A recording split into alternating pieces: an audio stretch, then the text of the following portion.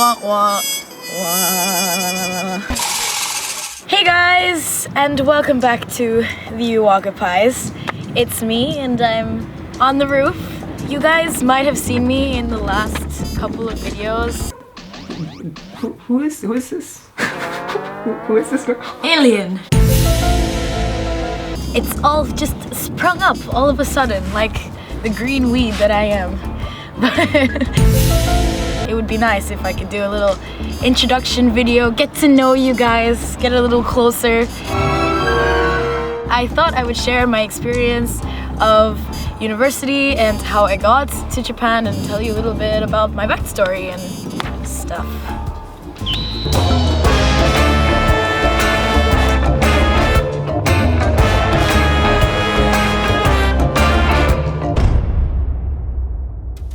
I'm from Kingston, Jamaica, the nice, cool, always warm area of the world. Equator! Yeah, and I lived there for the majority of my life. I had a few years in the States before, but yeah, I'm an island girl. What? Hey, how you doing? This is my office space. It's a nice IKEA desk. This is my mochi cat. In the comments section, tell me what I should name this little kitten. I sit across from Ryo. I'm not Ryo. Imposter! Let me tell you a little story about how I became the Fresh Prince of Bel-Air. No. First time I met Media was actually I met Kasha. That was for a Temple University advertisement thing. Next, you'll need to write your personal statement. This is your time to introduce yourself and tell us why you want to come to TUJ. Oh yeah. I guess it went well because I think I left a good impression. I mean, I'm not sure, but I work here now. I do my own YouTube stuff sometimes too, and I wanted more opinions and stuff and, you know, hear some advice from, you know, the successful people. I talked to Kasha at the cafe and whatever, and we were just talking about her story, just like I'm telling you about my story. Yeah, she was like, do you wanna do stuff with us? It would be cool. And I was like, do I? And that's how I got here, with all of you. So my role here at Tofu Media is to keep track of the RYO'S, work on thumbnails and kind of organize shoots and that kind of stuff. Learning a little bit about the camera too, and how to like film nice things, so that when Chris and Kasha are away, I can kind of handle things myself. And one day, maybe, just maybe, I'll actually be able to do my job properly. To be continued. I like to draw and I like to sing. I play the piano and I dance. I used to do traditional Chinese dance and Indian dance, and of course dance hall, Jamaican folk music as well. I've been doing that recently too. Been writing EP and having some friends work on that with me. I like website design. I like anything creative, I guess. If it's creative, I want to put my hand in it. Clay is fun. That's something creative you can put your hands in. I work backstage for concerts sometimes, which is cool too in Jamaica. Oh yeah, I'm related to Sean Paul. Yeah, Jamaica's really small. It's like that with everything. Like I've met Usain Bolt many times as well. He's really huge and tall. Yeah, it's chill. When I was young, probably starting from like 12 or 13, I always wanted to go to Asia. I've been preparing my parents for the inevitable moments of moving away and leaving them forever. But even so, it was kind of hard to get them to be okay with that. So I think that's the biggest first step of deciding to go anywhere, is really making your family feel okay with that. And I think that it should be your choice, but of course if you don't have support, it's really difficult. I mean, especially my dad, like he always said yes, but you always knew that his yes means like hypothetically, but really I don't want you to leave ever, forever, never, ever. I had to remind him like every like, oh, you know, in 3 years I'm moving away. And I'm like, oh, in 2 years I'm moving away. And oh, in 2 weeks, by the way, I'm moving away. My family couldn't believe that that's actually going to happen. My dad didn't even buy my ticket to leave the country until 5 days before I had to leave because he was so like not okay with it that he just like threw the credit card at me and was like, just leave me, and then like ran out of the room. I wasn't 100% sold on Japan in the very beginning. I want to go to either Taiwan, Korea, or Japan. I don't know about where you guys are from, but at least in Jamaica, everyone expects you to go to the US. They're like, if you don't go to the US, you failed at life. Wah, wah, wah.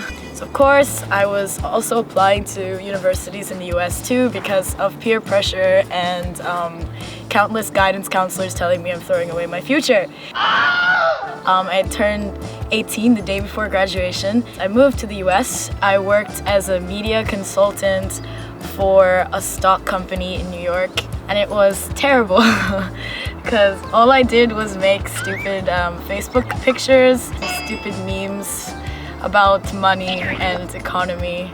And I was like, okay, I can't do office jobs. All right, this sucks. Woo! So I'm gonna go somewhere else.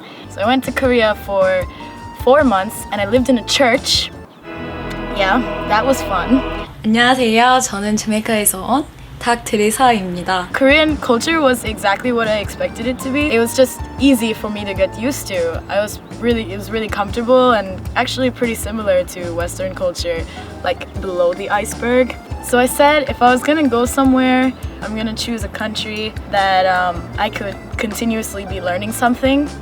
And that's why I kind of decided to go to Japan. In the meantime, I had already tried to apply to a lot of different places. Waseda, Sophia, Temple, those are all universities here. I decided like last minute that I'm gonna wait until I see what Temple says before I decide anything. And that result came really late because you have the option of giving an SAT or an IB diploma. But if you do your IB diploma, you can't apply in advance. You have to wait until everything comes in, all your results, you have full diploma, everything. So it killed me. I was like, okay, what am I gonna do with my life? What's happening here? I'm a lone piece of dust floating through Asia. And eventually I did get the result, and that's what I went with, and that's why I'm here today. Just a note, like for other universities too, I was applying to all of the English programs because even though I speak Japanese, I feel like it would have been way too time consuming and difficult to write essays in Japanese. So just for the sake of sanity, I decided to do English programs. And the forms are pretty different from the US. Each school has an individual form. There's not a lot of like sections for you to show off your individuality. Obviously, it's more like give me your test scores and give me all of your records since you were born. I've been to 14 different schools up until graduation of high school, and they asked me for every single one and the time periods that I was there, and I had no idea. I was like calling my mom, when did I go to this school or that school? She's like, I don't know. I was like, oh. Yeah, I had to make it up, and it was really annoying. They asked for really stupid details. Yeah, also Japanese schools, more than US schools as well, like they usually wait for you to graduate and have all of your documents before, so you can't really apply beforehand. And I know that makes a lot of people uneasy because usually you should know where you're going by the end of graduation. It's definitely something that you have to decide that you really want, because it's not like something you can half-ass and it just works out where everyone's happy. I think the system is different, so you have to kind of see with it. There's a huge scholarship. I actually passed for the first round for the scholarship too. Government scholarship that they pay for everything pretty much, and you get 1 year where you have to go to Japanese language school, and then afterwards you would go into a Japanese program of whatever choice that you want here. That as well is like you would have to push back school 1 year, and you have to wait until the following year to start because Japanese school starts in the spring and not in the fall like usually. So that's a lot of waiting and a lot of uneasiness in the middle, and a lot of parents going, why are you doing that, you know? So it can be tricky. So what's my point of talking about all of this is a good question. It's just advice for anybody who wants to go to university or even language school or something in Japan or abroad. It's not an easy process. If you're not ready for the process, don't put yourself through it right in the beginning. I think it would be a lot of people are just like, oh, it's easy, just do it. Nah, it's not. I'm not gonna lie to you. So I think that would be my takeaway from this video. One of the biggest things is that I love languages. So I speak a lot, and I'm working on my 7th, Jamaican, English, Spanish, Chinese, Japanese, Korean, and my 7th I'm working on is Swedish. I like things that are different and hard to figure out, but at the same time tell you a lot of things about society, that kind of thing. I'm a geek for that kind of stuff. If I hear a language I don't understand, I get annoyed and I have to start learning it, and I just binge it for weeks, and then I cool down, and then I hear it again and I binge again for another 3 or 4 weeks. So my first second language was Japanese, I guess. Mostly because everyone was like, okay, for your high school you have to choose Spanish or French, and I was like, that's really lame. Why do we all have to do the same thing? And I had some friend who just decided to learn Japanese, and I was like, oh, that looks interesting, let me do it too. You know what, I'm only gonna learn katakana because that looks like it's easy, so I'm gonna do that. And I just started, and then it was really, really interesting actually. But snowball effect, went from Japanese, and then I discovered Korean stuff, and then I had to do Spanish for school, so I did it, but then it was actually fun, so got into that.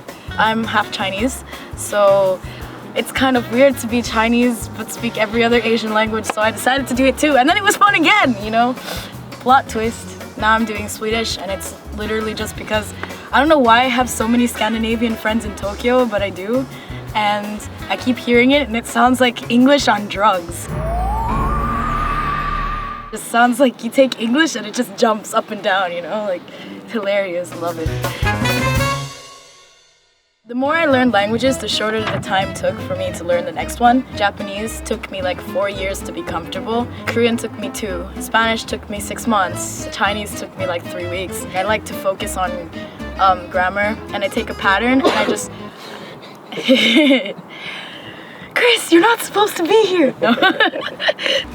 I take a pattern and I learn that pattern really, really well, and then I just keep changing that pattern so I can use it at my disposal at any time, and then I move on to the next one. I guess it's also just having a lot of interest. Like, I think about it all the time. Like, I'll walk down the street thinking about how to say certain things, criticize myself in another language or something like that. Like, it's funny, I was building my desk for Tofu Media. I was like forcing Ryo to do my bidding and being like, Ryo, you do it because you're the guy. And then I saw the to-do instruction manual, and it was like in like 30 languages, and I was like, whoa, let's go, and I started reading all of them. You know, if you love something, you can do anything. No one is like, I'm so impressed, you play video games so well. Like, no one gets really like crazed about that kind of stuff. But it's the same concept. Like, if you really love video games and you can do it really well, I think it's actually the same thing with language. It's just that not so many people love it as much because no one's a nerd like me, you know. Okay, so I guess that's it for today's video. I talked enough about myself, but I want to hear about you guys and any questions that you have for me as well. I'll be in the comment section below, you know, just creeping and responding to anything that you guys have to say. So yeah, if you liked this video and you were completely creeped out by my hilarious camera nervous twitching, then give this channel a thumbs up, and there's a red button down below that you might want to click so you can see the next one of these videos. And yeah, so I'll see you next time. Bye.